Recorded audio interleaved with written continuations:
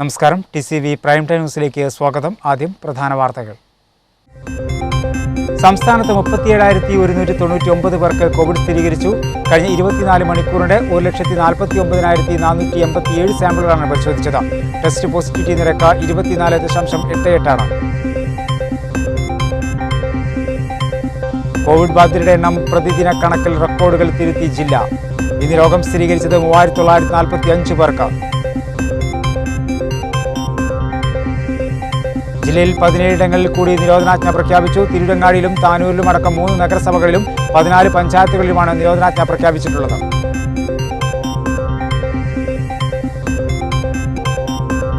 Survey ഫലങ്ങളിലല്ല, ജനങ്ങളിലാണ് തന്റെ വിശ്വാസമെന്നും ജനങ്ങൾക്കൊപ്പം നിന്ന് പ്രവർത്തിച്ച ഒരാളെന്ന നിലയിൽ തെരഞ്ഞെടുപ്പ് ഫലം അനുകൂലമാകുമെന്നും താനൂർ മണ്ഡലം ഇടത് സ്ഥാനാർത്ഥി വി അബ്ദുറഹ്മാൻ പറഞ്ഞു.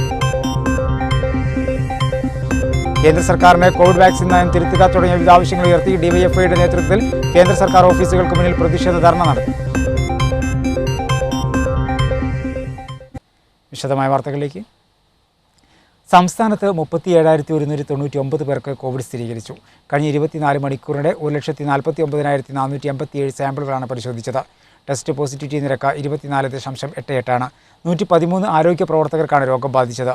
കഴിഞ്ഞ ദിവസങ്ങളിലുണ്ടായ 49 മരണങ്ങളാണ് COVID-19 മൂലമാണെന്ന് സ്ഥിരീകരിച്ചത്. ഇതോടെ ആകെ മരണം 5,308 ഇന്നത്തെ രോഗവിവരം 37,199 പേർക്കാണ് ഇന്ന് രോഗബാധയുണ്ടായത്. ആകെ പരിശോധന നടത്തിയത് 1,49,487 പേർക്കാണ്. മരണസംഖ്യ ഇന്നത്തത് 49 ആണ്. സംസ്ഥാനത്ത് ചികിത്സയിലുള്ളവർ 3,03,733 ആണ്. കോഴിക്കോട് 4,915, എറണാകുളം 4,642, തൃശൂർ 4,281, മലപ്പുറം 3,945, തിരുവനന്തപുരം 3,535, കോട്ടയം 2,917, കണ്ണൂർ 2,282, പാലക്കാട് 2,273, ആലപ്പുഴ 2,224, കൊല്ലം 1,969, ഇടുക്കി 1,235, പത്തനംതിട്ട 1,225, കാസർഗോഡ് 813, വയനാട് 743 എന്നിങ്ങനെയാണ് ജില്ലകളിൽ ഇന്ന് രോഗബാധ സ്ഥിരീകരിച്ചത്. കഴിഞ്ഞ 24 മണിക്കൂറിനിടെ 1,49,487 സാമ്പിളുകളാണ് പരിശോധിച്ചത്. ടെസ്റ്റ് പോസിറ്റിവിറ്റി നിരക്ക് 24.88 ആണ്. കഴിഞ്ഞ ദിവസങ്ങളിലുണ്ടായ 49 മരണങ്ങളാണ് കോവിഡ് മൂലമാണെന്ന് ഇന്ന് സ്ഥിരീകരിച്ചത്. ഇതോടെ ആകെ മരണം 5,308 ഇന്ന് രോഗം സ്ഥിരീകരിച്ചതിൽ 330 പേർ സംസ്ഥാനത്തിന് പുറത്തുനിന്ന് വന്നവരാണ്. 34,587 പേർക്ക് സമ്പർക്കത്തിലൂടെയാണ് രോഗം ബാധിച്ചത്. 2,169 പേർക്ക് സമ്പർക്ക ഉറവിടം വ്യക്തമല്ല. 113 ആരോഗ്യ പ്രവർത്തകർക്കാണ് ഇന്ന് രോഗം ബാധിച്ചത്. രോഗം സ്ഥിരീകരിച്ച് ചികിത്സയിലിരുന്ന 17,500 പേരുടെ പരിശോധനാ ഫലം നെഗറ്റീവായി. സംസ്ഥാനത്തെ വിവിധ ജില്ലകളിലായി 6,43,529 പേരാണ് ഇപ്പോൾ നിരീക്ഷണത്തിലുള്ളത്. ഇന്ന് 8 പുതിയ ഹോട്ട്സ്പോട്ടുകളാണുള്ളത്. ഒരു പ്രദേശത്തെയും ഹോട്ട്സ്പോട്ടിൽ നിന്ന് ഒഴിവാക്കിയിട്ടില്ല. നിലവിൽ ആകെ 624 ഹോട്ട്സ്പോട്ടുകളാണ് സംസ്ഥാനത്ത് ഉള്ളത്. കോവിഡ് ബാധിതരുടെ പ്രതിദിന കണക്കിൽ റെക്കോർഡുകൾ തിരുത്തി മലപ്പുറം ജില്ല. 3,945 പേർക്കാണ് ജില്ലയിൽ കോവിഡ് സ്ഥിരീകരിച്ചത്. ജില്ലയിലെ ഏറ്റവും ഉയർന്ന പ്രതിദിന നിരക്കാണിത്. 31.94 ഇന്നത്തെ ടെസ്റ്റ് പോസിറ്റിവിറ്റി നിരക്ക്. നേരിട്ടുള്ള സമ്പർക്കത്തിലൂടെ 3,761 പേർക്ക്, ഉറവിടമറിയാതെ 148 പേർക്കുമാണ് കോവിഡ് സ്ഥിരീകരിച്ചത്. കോവിഡ് ബാധിതരുടെ പ്രതിദിന കണക്കിൽ റെക്കോർഡുകൾ തിരുത്തിയിരിക്കുകയാണ് മലപ്പുറം ജില്ല. വ്യാഴാഴ്ചത്തേക്കാളും 88 രോഗികൾ വർദ്ധിച്ച 3,945 പേർക്കാണ് ജില്ലയിൽ കോവിഡ് സ്ഥിരീകരിച്ചതെന്ന് ജില്ലാ മെഡിക്കൽ ഓഫീസർ ഡോക്ടർ സക്കീന അറിയിച്ചു. ജില്ലയിലെ ഏറ്റവും ഉയർന്ന പ്രതിദിന നിരക്കാണിത്. 31.94 ഇന്നത്തെ ടെസ്റ്റ് പോസിറ്റീവ് നിരക്ക്.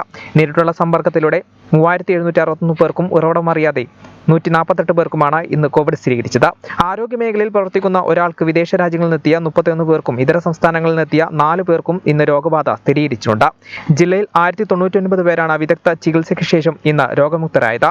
ഇതോടെ ജില്ലയിൽ രോഗമുക്തരായവരുടെ എണ്ണം 1,32,279 ജില്ലയിൽ നിലവിൽ 42,298 പേരാണ് നിരീക്ഷണത്തിൽ കഴിയുന്നത്. ഇതുവരെ 673 പേരാണ് കോവിഡ് ബാധിതരായി ജില്ലയിൽ മരിച്ചത്. വീടുകളിൽ നിന്ന് പുറത്തിറങ്ങുന്നവരും പൊതുസമ്പർക്കത്തിൽ ഏർപ്പെടുന്നവരും കോവിഡ് ബാധ തടയാനുള്ള മുൻകരുതലുകൾ സ്വീകരിക്കണമെന്ന് ജില്ലാ മെഡിക്കൽ ഓഫീസർ ആവശ്യപ്പെട്ടു.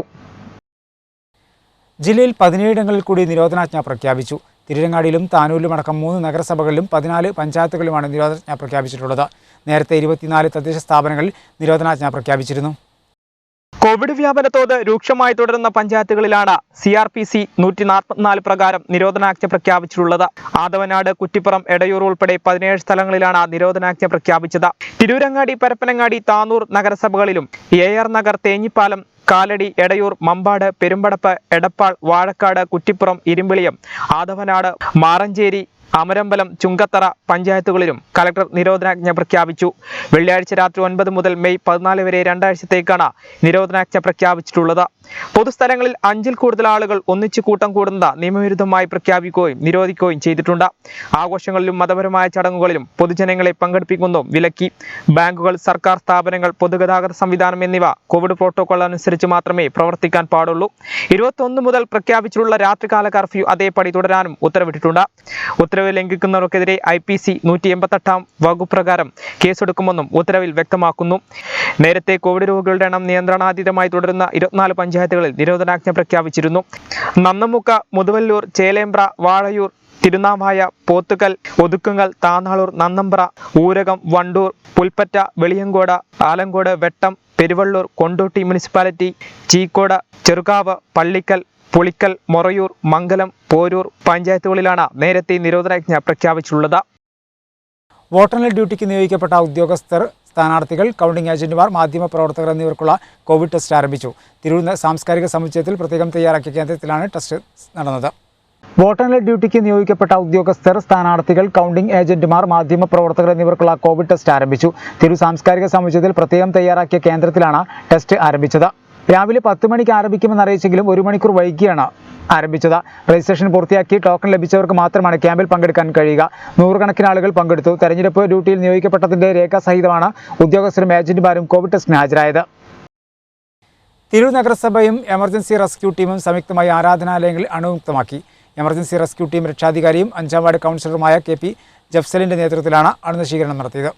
തിരൂർ നഗരസഭ 5-ാം വാർഡിലെ പൂക്കയിൽ ടൗൺ പള്ളി, പെരുവഴിയമ്പലം പള്ളി, തറയിൽപ്പറമ്പ് പള്ളി, പൂക്കയിൽ ടൗണിലെ മുഴുവൻ കടകളും, റേഷൻ ഷോപ്പ്, ബാങ്ക്, ATM കൗണ്ടറുകൾ, മാവേലി സ്റ്റോർ, പോസ്റ്റ് ഓഫീസ്, വാഹനങ്ങൾ എന്നിവയാണ് അണുമുക്തമാക്കിയത്.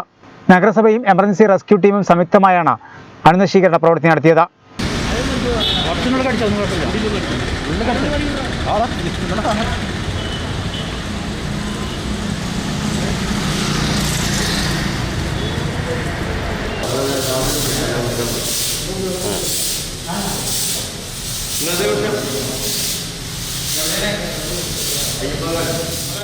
എമർജൻസി റെസ്ക്യൂ ടീം രക്ഷാധികാരിയും 5 വാർഡ് കൗൺസിലറുമായ KP ജയ്സലിന്റെ നേതൃത്വത്തിൽ അംഗങ്ങളായ Sajesh, Ranish, Samad Ibrahim, P Naushad, K Naushad, P Kabir, Rafeeq തുടങ്ങിയവർ പ്രവർത്തനങ്ങളിൽ പങ്കാളികളായി. കോവിഡ് രൂക്ഷമായ ഈ സമയത്ത് ഏറ്റവും കൂടുതൽ ആൾക്കാർ ഉപയോഗിക്കുന്നത് ഇപ്പോൾ പള്ളികളിലാണ്. അതുകൊണ്ട് തന്നെ 5-ാം വാർഡിലെ 3 പള്ളിയും, പെരുവമ്പലം പള്ളി, പൂക്കയിൽ പള്ളി, താറാപ്പുറം പള്ളി, ഈ 3 പള്ളിയും അണുവിമുക്തമാക്കി. അതോടൊപ്പം തന്നെ പൂക്കയിൽ അങ്ങാടി അണുവിമുക്തമാക്കുന്നുണ്ട്. ഇതിനായി മുനിസിപ്പാലിറ്റിയിൽ നിന്നെല്ലാം സപ്പോർട്ട് നമുക്ക് തന്നിട്ടുണ്ട്. അതോടൊപ്പം തന്നെ എമർജൻസി റെസ്ക്യൂ ടീമും അതിൻ്റെ ആളുകളും നല്ല റെസ്പോൺസാണ് നമുക്ക് തരുന്നത്. കേരളത്തിൽ RT-PCR നിരക്ക് 500 രൂപയാക്കി കുറച്ചു. 1700 രൂപയിൽ നിന്നാണ് 500 രൂപയാക്കി കുറച്ചത്. നേരത്തെ ഹൈക്കോടതി ഉത്തരവിനെ തുടർന്നാണ് 1700 രൂപയാക്കി നിജപ്പെടുത്തിയിരുന്നത്. 600 രൂപയിൽ താഴെ നിരക്കിൽ ടെസ്റ്റ് നടത്താൻ കഴിയുമെന്നിരിക്കെ 1700 രൂപ സ്വകാര്യ ലാബുകൾ ഈടാക്കുന്നതിനെതിരെ വ്യാപക പ്രതിഷേധം ഉയർന്നിരുന്നു. ഈ സാഹചര്യത്തിൽ നിരക്ക് കുറയ്ക്കുന്ന കാര്യം പരിഗണനയിലുണ്ടെന്ന് മുഖ്യമന്ത്രി പിണറായി വിജയൻ പറഞ്ഞിരുന്നു. ഇന്ത്യയിൽ മറ്റ് സംസ്ഥാനങ്ങളെക്കാൾ RT-PCR ടെസ്റ്റിന് ഏറ്റവും ഉയർന്ന നിരക്ക് ഈടാക്കിയ സംസ്ഥാനമായിരുന്നു കേരളം. ഏറ്റവും കുറഞ്ഞ നിരക്ക് ഒഡീഷയിലാണ് 400 രൂപ. കേരളം കഴിഞ്ഞാൽ ഏറ്റവും കൂടിയ നിരക്ക് തമിഴ്നാട്ടിലാണ് 1200 രൂപ. വീട്ടിലെത്തി സാമ്പിൾ ശേഖരിക്കുമ്പോൾ 1500, 1750 രൂപ എന്നിങ്ങനെയാണ്. ഡൽഹിയിലും കർണാടകയിലും 800 രൂപയാണ് നിരക്ക്. വീട്ടിലെത്തി ശേഖരിക്കുമ്പോൾ 1200 രൂപയാണ്. കേന്ദ്ര സർക്കാരിന്റെ വാക്സിൻ നയത്തിൽ പ്രതിഷേധിച്ച് ഡിവൈഎഫ്ഐയുടെ നേതൃത്വത്തിൽ കേന്ദ്ര സർക്കാർ ഓഫീസുകൾക്ക് മുന്നിൽ പ്രതിഷേധ ധർണ്ണ നടത്തി. ഡിവൈഎഫ്ഐ സംസ്ഥാന കമ്മിറ്റി അംഗം P മുനീർ തിരൂരിൽ ഉദ്ഘാടനം ചെയ്തു.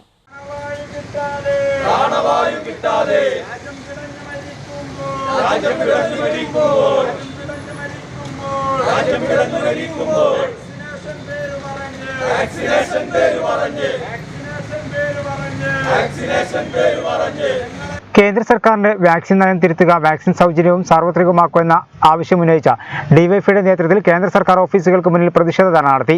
ഡിവൈഎഫ്ഐ തിരൂർ ബ്ലോക്ക് കമ്മിറ്റിയുടെ നേതൃത്വത്തിൽ തിരൂർ ഇൻകം ടാക്സ് ഓഫീസിന് മുന്നിൽ നടന്ന ധർണ ഡിവൈഎഫ്ഐ സംസ്ഥാന കമ്മിറ്റി അംഗം പി മുനീർ ഉദ്ഘാടനം ചെയ്തു. ഈ ധർണയ്ക്ക് ആധാരമായ കാര്യമെന്ന് പറയുന്നത് കേന്ദ്ര ഗവൺമെൻറ്റിൻ്റെ കോവിഡ് വാക്സിനേഷൻ നയം തിരുത്തണം, വാക്സിൻ സാർവത്രികവും സൗജന്യവുമായി ഈ നാട്ടിലെ ജനങ്ങൾക്ക് നൽകണം. ഇതാണ് ഡിവൈഎഫ്ഐ മുന്നോട്ട് വെക്കുന്നത്. ഡിവൈഎഫ്ഐ ഇത്തരമൊരു മുദ്രാവാക്യം മുന്നോട്ട് വെക്കുന്ന ഒരു സാഹചര്യം നിങ്ങൾക്കെല്ലാവർക്കും അറിയാം. നമ്മുടെ ജീവൻ നിലനിർത്തുന്നതുമായി ബന്ധപ്പെട്ടുകൊണ്ട് വാക്സിൻ എല്ലാവരും അടിക്കണം, അതുപോലെ തന്നെ വാക്സിൻ എടുക്കണമെന്ന് സർക്കാരുകൾ പറയുമ്പോഴും ഇത് സംസ്ഥാനങ്ങൾക്ക് നൽകേണ്ട കേന്ദ്ര ഗവൺമെൻറ് അത് കോർപ്പറേറ്റുകൾക്ക്, കുത്തകകൾക്ക് വിറ്റ ഒരു സമീപനമാണ് ഇന്ന് നമ്മുടെ രാജ്യത്തുള്ളത്. എല്ലാവർക്കും അറിയാം നമ്മുടെ രാജ്യത്തിൻ്റെ പൊതുസ്ഥിതി ഇപ്പോൾ എന്താണ് എന്നുള്ളത്. കോവിഡുമായി ബന്ധപ്പെട്ടുകൊണ്ട് രണ്ടാം തരംഗത്തിൽ ഇന്ന് ഏറ്റവും കൂടുതൽ ആളുകൾ ജീവവായു കിട്ടാതെ പിടഞ്ഞു മരിക്കുന്ന രാജ്യം ഏതാണ് എന്ന് ചോദിച്ചാൽ പി സുമിത്ത അധ്യക്ഷനായിരുന്നു. Block president K P Shajid, M Irshad തുടങ്ങിയവർ സംസാരിച്ചു. കെ നൌഫൽ, തുഫൈൽ, ഷറഫുദ്ദീൻ, സുർജിത്ത് എന്നിവർ നേതൃത്വം നൽകി. കേന്ദ്ര സർക്കാരിന്റെ കോവിഡ് വാക്സിൻ നയം തിരുത്തുക തുടങ്ങിയ വിവിധ ആവശ്യങ്ങൾ ഉയർത്തി ഡിവൈഎഫ്ഐ താനൂർ ബ്ലോക്ക് കമ്മിറ്റിയുടെ നേതൃത്വത്തിൽ താനൂർ പോസ്റ്റ് ഓഫീസ് ധർണ സംഘടിപ്പിച്ചു. എം അനിൽകുമാർ ഉദ്ഘാടനം ചെയ്തു.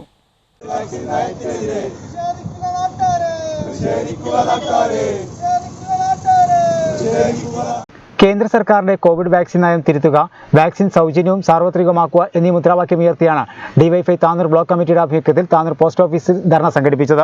കോവിഡ് മാനദണ്ഡങ്ങൾ പാലിച്ച് റെയിൽവേ സ്റ്റേഷൻ പരിസരത്ത് നിന്നും ആരംഭിച്ച പ്രകടനം നഗരം ചുറ്റി പോസ്റ്റ് ഓഫീസിന് മുന്നിൽ സമാപിച്ചു. തുടർന്ന് ധർണ മത്സ്യത്തൊഴിലാളി യൂണിയൻ സംസ്ഥാന കമ്മിറ്റി അംഗം എം അനിൽകുമാർ ഉദ്ഘാടനം ചെയ്തു.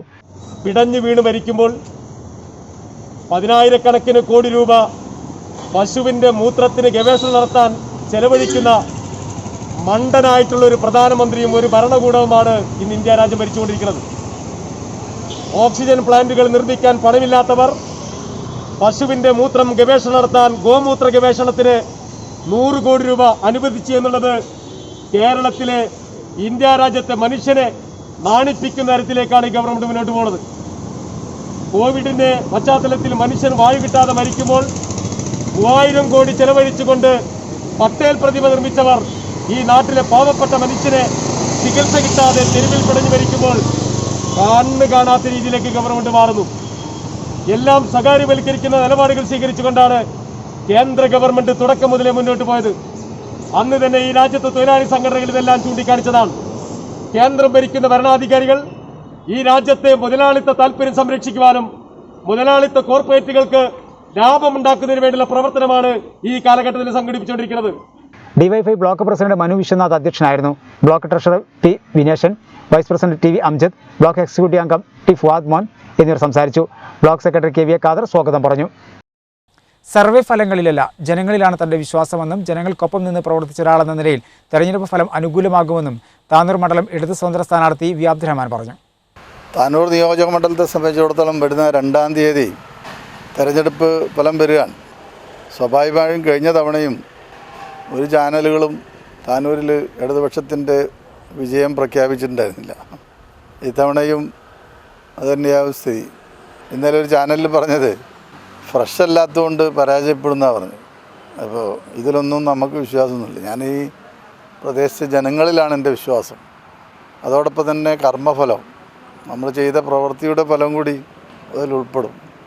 സ്വാഭാവികം ജനങ്ങളോടൊത്ത് നിന്നതിൻ്റെ ഒരാശ്വാസം മനസ്സിലുണ്ട്. തെരഞ്ഞെടുപ്പ് പ്രചരണ രംഗത്ത് നല്ല രീതിയിൽ ജനങ്ങൾ പ്രതികരിച്ചിട്ടുണ്ട്. അതുകൊണ്ടൊക്കെ തന്നെ നല്ല മാർജിനിൽ തന്നെ ഇത്തവണയും വിജയിക്കുമെന്ന് തന്നെയാണ് പ്രതീക്ഷ. അതുതന്നെയാണ് പ്രവർത്തകരിൽ നിന്നുള്ള ഒരു ഫീഡ്ബാക്ക്. പാർട്ടി ആയാലും പ്രവർത്തകരായാലും ഒക്കെ തന്നെ വലിയ ആത്മവിശ്വാസത്തിലാണ് അവരുള്ളത്. തീർച്ചയായും അവരുടെ ആത്മവിശ്വാസത്തിന് കോട്ടം തട്ടുകയില്ല എന്ന് തന്നെയാണ് എനിക്ക് തോന്നുന്നത്. പ്രത്യേകിച്ച് നമ്മുടെ നാട്ടിലെ നിഷ്പക്ഷരായുള്ള ആളുകൾ നല്ല രീതിയിലാണ് ഈ തെരഞ്ഞെടുപ്പിനെ കണ്ടിട്ടുള്ളത്. കാരണം കുറേ വർഷങ്ങളായി വികസന പ്രവർത്തനങ്ങൾ താനൂരിൻ്റെ പിന്നോക്കാവസ്ഥ പരിഹരിച്ചു എന്നുള്ള വലിയൊരു സന്തോഷം എനിക്കുണ്ട്.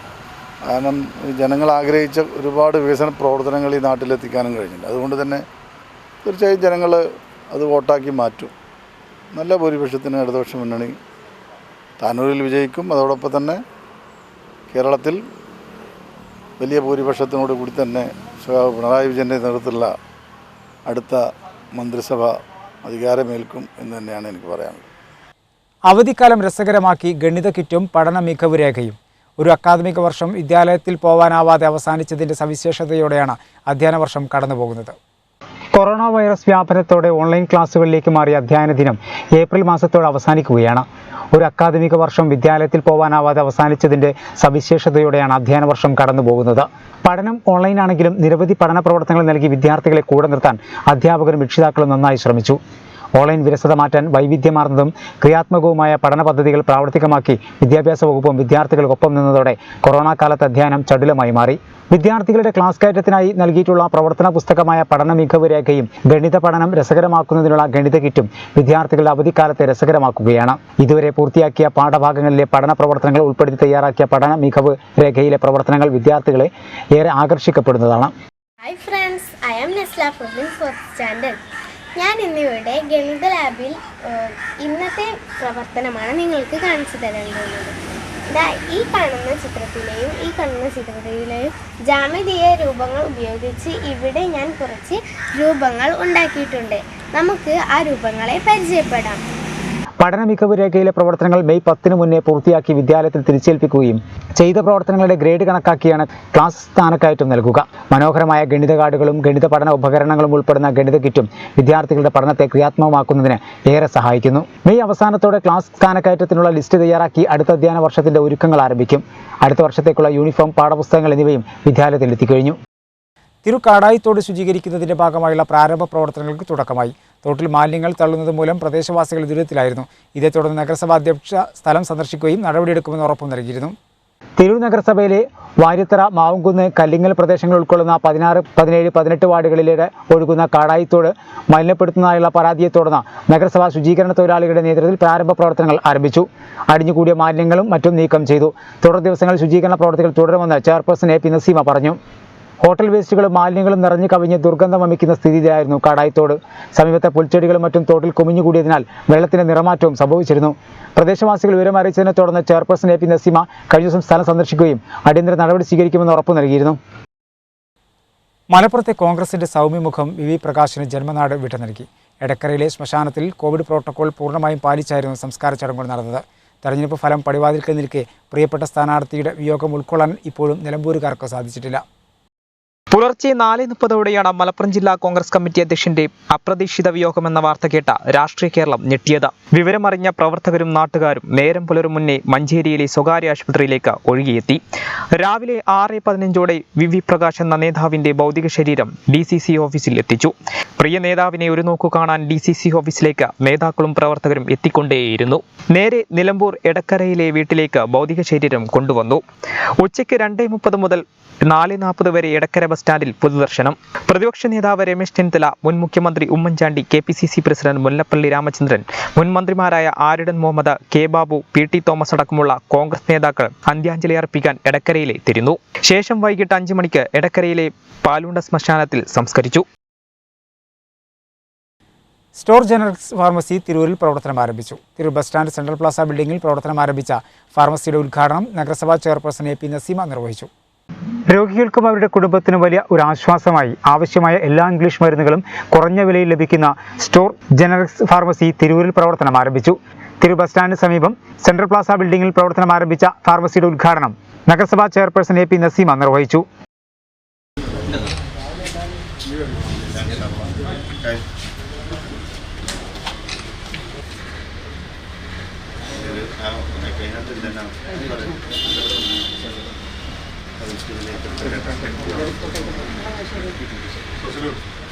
പിന്നെ ഇങ്ങനെ ഒരു സംരംഭത്തിന് തുടക്കം കുറിക്കാൻ കഴിഞ്ഞതിൽ, ഇവരോടൊപ്പം കൂടാൻ കഴിഞ്ഞതിൽ വളരെയധികം സന്തോഷമുണ്ട്. മാത്രമല്ല, ഇത് ഒരുപാട് ജനങ്ങൾക്ക്, പാവങ്ങൾക്ക് ഉപകാരപ്പെടുന്ന രീതിയിൽ നടക്കട്ടെ എന്ന് ആത്മാർത്ഥമായിട്ട് ഈ സമയത്ത് പ്രാർത്ഥിക്കുന്നു. ചടങ്ങിൽ ജീവകാരുണ്യ പ്രവർത്തകൻ നാസർ മാനു മുഖ്യാതിഥിയായി പങ്കെടുത്തു. Chamber of commerce president PA Bava, secretary PP Abdurahman, നഗരസഭാ കൗൺസിലർ TP സതീഷ് മാവുംകുന്ന് തുടങ്ങിയവർ സംബന്ധിച്ചു. മികച്ച ഗുണനിലവാരമുള്ള ബ്രാൻഡഡ് മരുന്നുകൾ സാധാരണക്കാർക്ക് താങ്ങാവുന്ന വിലയിൽ ലഭ്യമാക്കുക എന്ന ലക്ഷ്യത്തോടെയാണ് സ്റ്റോർ ജനറൽസ് ഫാർമസി പ്രവർത്തനം ആരംഭിച്ചത്. DCC പ്രസിഡന്റ് വി പ്രകാശിന്റെ നിര്യാണത്തിൽ വെട്ടം മണ്ഡലം കോൺഗ്രസ് കമ്മിറ്റി അനുശോചിച്ചു. യോഗത്തിൽ മണ്ഡലം പ്രസിഡന്റ് CP മുഹമ്മദ് അലി അധ്യക്ഷത വഹിച്ചു. ബ്ലോക്ക് കോൺഗ്രസ് വൈസ് പ്രസിഡന്റുമാരായ വാസു, മെഹർഷ കളരിക്കൽ, സെക്രട്ടറി മുക്കാട്ടിൽ അലവിക്കുട്ടി, പഞ്ചായത്ത് അംഗം ഷിജു നായരുവീട്ടിൽ എന്നിവർ പ്രസംഗിച്ചു. പ്രധാന വാർത്തകൾ ഒരിക്കൽ കൂടി. സംസ്ഥാനത്ത് 37,199 പേർക്ക് കോവിഡ് സ്ഥിരീകരിച്ചു. കഴിഞ്ഞ 24 മണിക്കൂറിന്റെ 1,49,487 സാമ്പിളുകളാണ് പരിശോധിച്ചത്. ടെസ്റ്റ് പോസിറ്റിവിറ്റി നിരക്ക് 24.88 കോവിഡ് ബാധിതരുടെ എണ്ണം പ്രതിദിന കണക്കിൽ റെക്കോർഡുകൾ തിരുത്തി ജില്ല. ഇന്ന് രോഗം സ്ഥിരീകരിച്ചത് 3,945 പേർക്ക്. ജില്ലയിൽ 17 ഇടങ്ങളിൽ കൂടി നിരോധനാജ്ഞ പ്രഖ്യാപിച്ചു. തിരുവങ്ങാടിയിലും താനൂരിലും അടക്കം 3 നഗരസഭകളിലും 14 പഞ്ചായത്തുകളിലുമാണ് നിരോധനാജ്ഞ പ്രഖ്യാപിച്ചിട്ടുള്ളത്.